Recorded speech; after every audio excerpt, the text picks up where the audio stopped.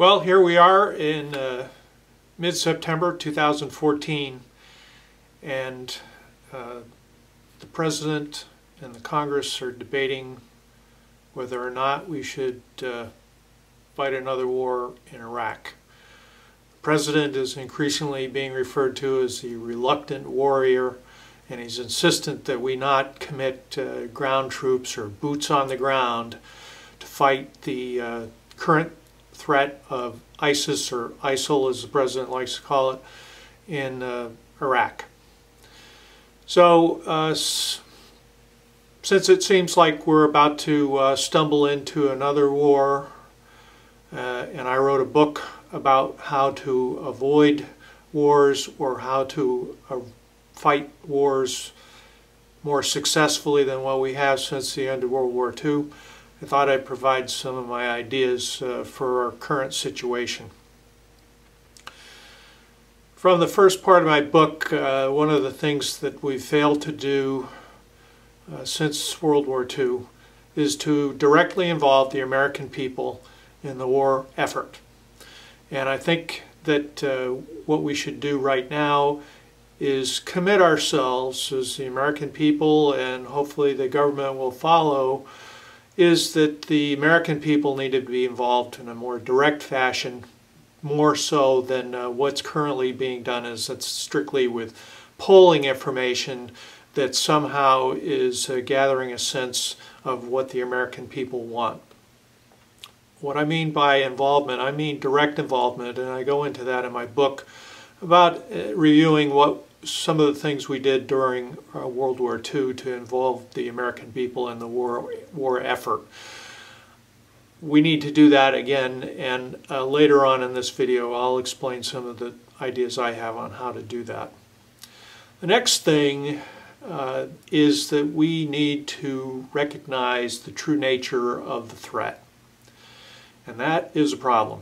And I'd recommend for our leaders in government and in the military, actually, to pick up a copy or look up the copy online of a book written, or a manuscript written roughly 500 BC by a guy named Sun Tzu, Chinese war strategist. And he wrote The Art of War. There are several parts of that. Number one, I'd recommend the President read the whole thing because it explains how he could do better as a leader and as Commander-in-Chief of the Armed Forces.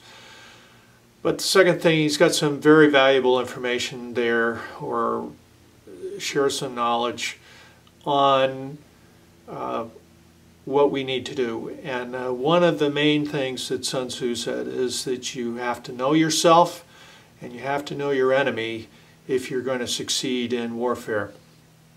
I would contend at the present time we neither know ourselves nor do we know our enemy, and we have to recognize our threat, or the threat, for what it really is. So what is a threat, you may ask? And I divide it up into essentially three categories. One is active warfare, another is lingering threats, and a third is potential threats. All of them are related to Islam, indirectly or directly. As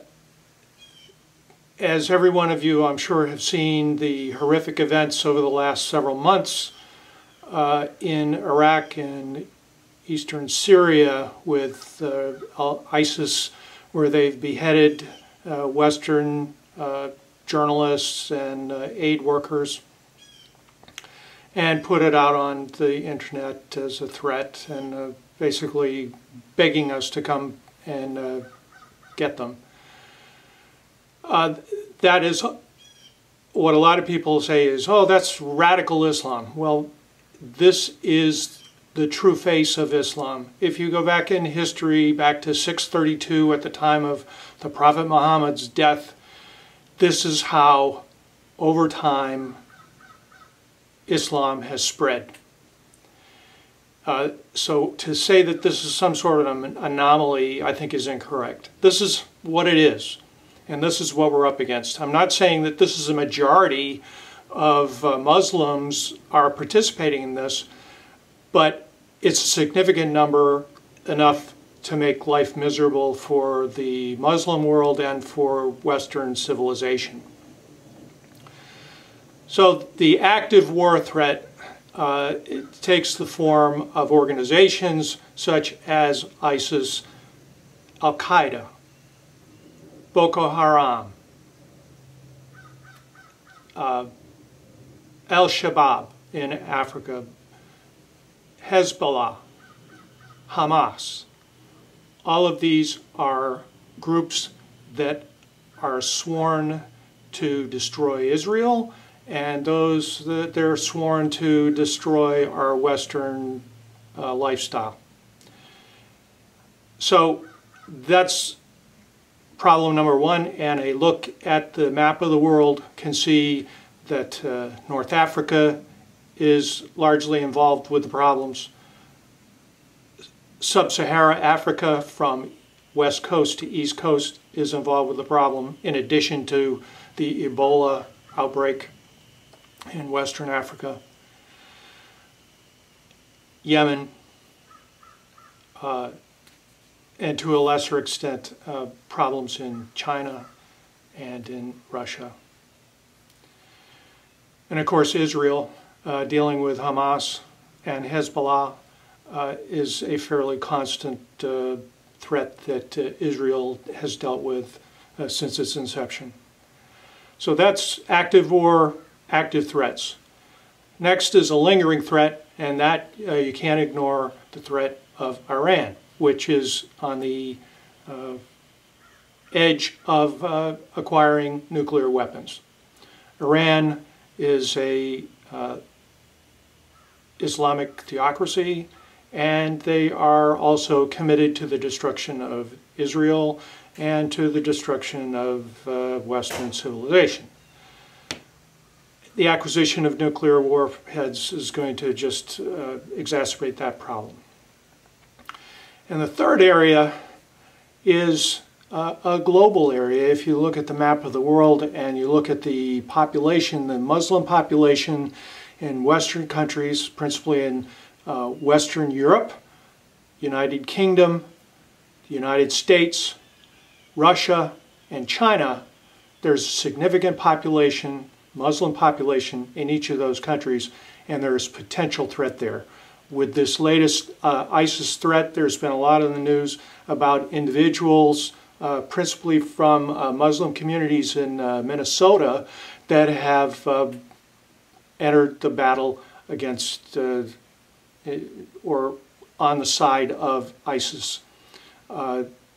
There's significant pockets of Muslim population in the United States, and they are potential problems. Roughly 1/4 of the Muslims in the United States are of African American descent.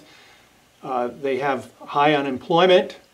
They have, in many cases, failed to acquire a good education, and it's a large, and many of them are disenfranchised and are looking for a cause.